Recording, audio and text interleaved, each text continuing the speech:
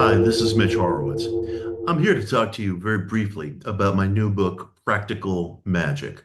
This is, for me, one of the most exciting books I've ever written.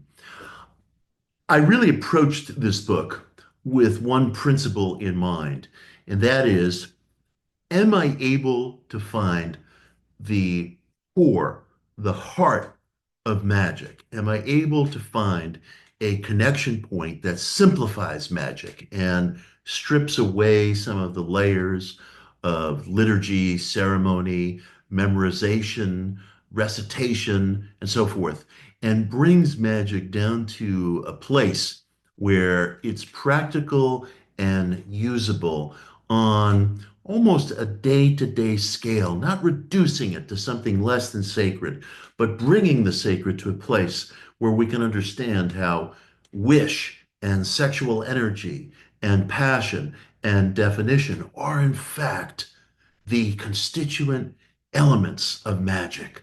I started off the book by quoting from the great occultist and rocket scientist Jack Parsons, who wrote towards the end of his life, every idea war that has ever been won in the history of humanity has been won through simplicity. And at this stage, magic does not have it.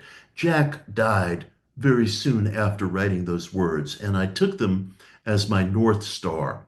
So in the book, I not only explore the simplicity at the core of magic, but I also do a historical survey of magic that shows us how, both within and without the traditional faiths, going back to time immemorial, literally, in fact, going back to our own Neanderthal ancestors, things that we would recognize as magical or religious rituals can be detected. They're part of the human situation. I define magic as causative ritual.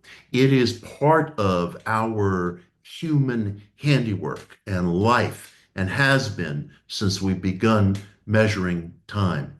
I conclude the book, in fact, with a question of whether the unfolding reality of the world that we live in, questions of the multiverse and entanglement, and even questions of simulation and other logically airtight ideas that we face in our current world reveal to us the workings of selection and possibility emanating from our psyches. I'm very excited to be publishing this book, and I hope you find it as thrilling to read as I did to write. Thank you so much.